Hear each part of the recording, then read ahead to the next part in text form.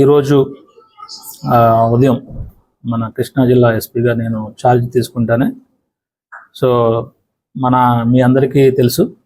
So మన కొత్త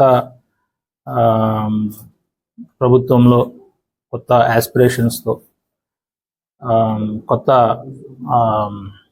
స్పిరిట్తో మనం చేయబోతున్నాము. సో దాంట్లో మీడియా మిత్రుల సహకారం అంతా కూడా కావాలి. అలాగే మన స్టేట్ గవర్నమెంట్ యొక్క ప్రయారిటీస్ని మనం ఇక్కడ ప్రయారిటీస్గా తీసుకొని ఎక్కడ కూడా లా అండ్ ఆర్డర్ విషయంలో ఎక్కడ కాంప్రమైజ్ లేకుండా పూర్తి స్థాయిలో మా సిబ్బందితో పనిచేయించడమే కాకుండా నేను కూడా హార్డ్ వర్క్ చేయడానికి డిటర్మినేషన్తో ఈరోజు ఛార్జ్ తీసుకోవడం జరిగింది. సో అలాగే మీ అందరికీ తెలుసు ఇప్పుడు ఉన్నటువంటి ప్రయారిటీస్ ఏంటి అనేటువంటిది. వాటన్నింటినీ ఒక 1 by 1 స్టెప్ బై స్టెప్ మనం దీన్ని ముందుకు తీసుకెళ్ళడం జరుగుతుంది. ముఖ్యంగా మనకు ఉమెన్ సేఫ్టీ అనేటువంటిది చాలా ప్రయారిటీ.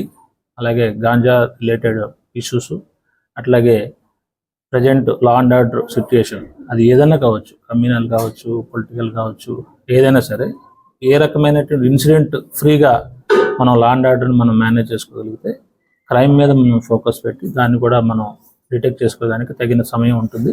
అట్లాగే సైబర్ క్రైమ్ అనేటువంటిది బాగా పెరుగుతున్నటువంటి నేపథ్యంలో వాటి మీద కూడా ప్రత్యేక శ్రద్ధ పెట్టడం జరుగుతుంది.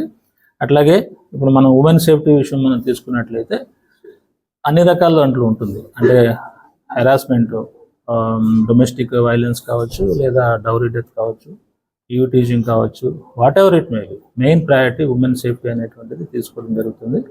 లేదా మిస్సింగ్ కేసెస్ కావచ్చు, ఏదైనా సరే ఉమెన్ రిలేటెడ్ ఏదైనా సరే టాప్ ప్రయారిటీ తీసుకోవడం జరుగుతుంది.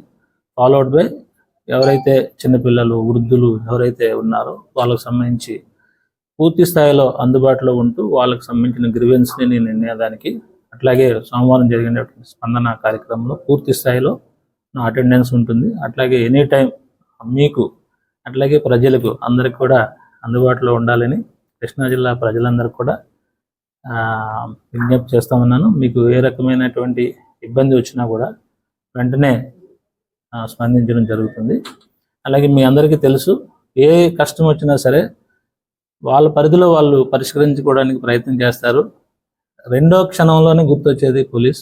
అది ఏ డిపార్ట్మెంట్ సమస్య అయినా కూడా పోలీస్కి మనం చెప్పుకుంటే పరిష్కరిస్తారు అనేటువంటి ఆలోచన వస్తుంది ఎవరికి. క్షణంలో వచ్చేటువంటిది పోలీస్. కాబట్టి ఆ యొక్క ఫంక్షన్స్ని, అంటే ఏదైతే చట్టం కొత్త, అందులోనూ ఇప్పుడు కొత్త చట్టాలు వచ్చినటువంటి విషయం మీ అందరికీ తెలిసిందే.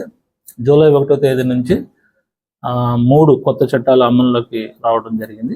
సో వాటికి అనుగుణంగా లా అండ్ ఆర్డర్ ఏదైతే మనకి దిశానిర్దేశం చేస్తుందో, ఏదైతే క్రైమ్కి సంబంధించి ఎట్లా డిటెక్ట్ చేయాలి, దాని ప్రొసీజర్స్ అన్నీ కూడా 100% ఫాలో అవుతూ నేను పనిచేయటమే కాకుండా నా టీంని అంతటినీ కూడా, నా సిబ్బంది అందరి సహకారంతో ఈ యొక్క కొత్త చట్టాలను అమలు చేయటమే కాకుండా స్టేట్ గవర్నమెంట్ ప్రయారిటీస్, అట్లాగే మా సీనియర్ ఆఫీసర్స్ ప్రయారిటీసు, అట్లాగే మా సీనియర్ ఆఫీసర్ గైడెన్స్ తీసుకుంటూ ఈ యొక్క ఎస్పీ యొక్క బాధ్యతల్ని చాలా చక్కగా పూర్తి స్థాయిలో ప్రజలకు అందుబాటులో ఉంటూ చక్కగా నిర్వర్తించాలని, దానికి మీ అందరి సహకారం కూడా కావాలని మనస్ఫూర్తిగా కోరుకుంటున్నాను.